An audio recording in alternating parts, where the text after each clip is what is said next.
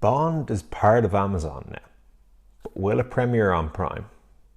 But as for the deal itself, guys, I mean, we did talk a lot about it yesterday. That $8.45 billion price tag is certainly more, as I said yesterday, than any other potential suitor for these assets was willing to pay. In fact, a lot more, but that may not matter for Amazon. Now that the deal's done and the information's settling, let's try and lock down the facts and see what we know, so everyone has a picture. First, shoot that like button for the channel and for the survival of the series too. So how are the Bond rights split up? This is my simple understanding. MGM's portion of the rights which Amazon will now acquire, gives them the ability to distribute both theatrically and home release the films. This includes the back catalogue, while also they finance the films when they're in development. But Eon Productions have creative control over the series. Not complete control. As I said in my Tomorrow Never Dies video, MGM have a casting veto, which they seem to use a lot in the 90s, while Eon approve all merchandising.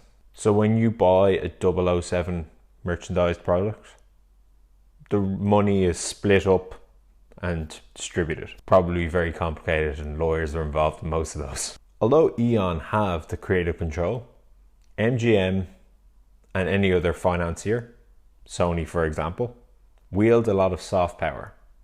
Might even be pretty hard power. When you're giving $200 million to finance a film, you have influence. What does this Amazon deal mean for Bond? You're probably thinking, okay, Amazon own the distribution rights now.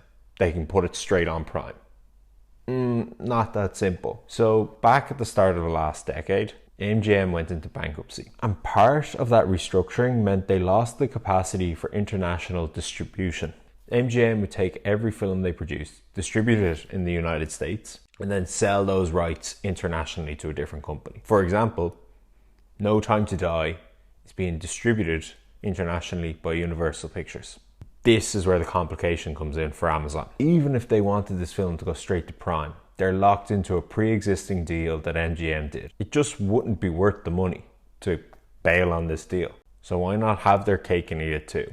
Make a little bit of money off a theatrical release in the US market, and then once the theatrical window expires, straight on Prime. But what we will see is slowly MGM content will start appearing more and more on Amazon Prime. For certain, the whole Bond series will be there before No Time to Die comes out. No matter where you are in the world, if you sign into Amazon Prime, you'll have the Bond series. This could be good. It could really build hype before the film.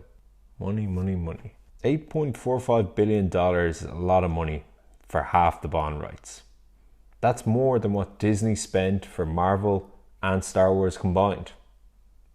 Now, I know half of James Bond is worth more than both those franchises, but there's actually a reason why it fetched such a high price tag. Although, people do think they slightly overpaid. My Uncle Carl says quantity has a quality of its own.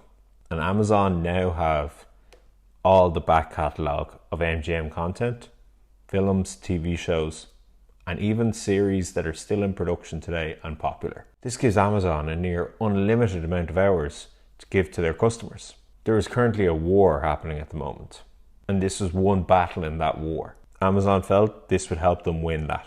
However, there could be internal battles coming soon too, with Barbara Broccoli quickly coming out and making a statement. She basically wanted to plant the flag that Bond is a theatrical series.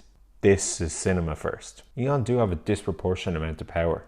Let's see how this plays out. To summarise, we'll see the Bond series on Prime soon. No Time to Die in cinemas. Assuming they're open. It's looking like they will. And the future of the series, well, that's anyone's guess. Although someone did send me this. Unfortunately, we're still in the good hands of Eon. Amazon may provide the financial stability that MGM didn't. And that's quickfire. Bye. I hope this gives you a clear picture of that deal. Comment below what you think of this deal. I know it's big news. Shoot that like button and subscribe for a Bond video every week.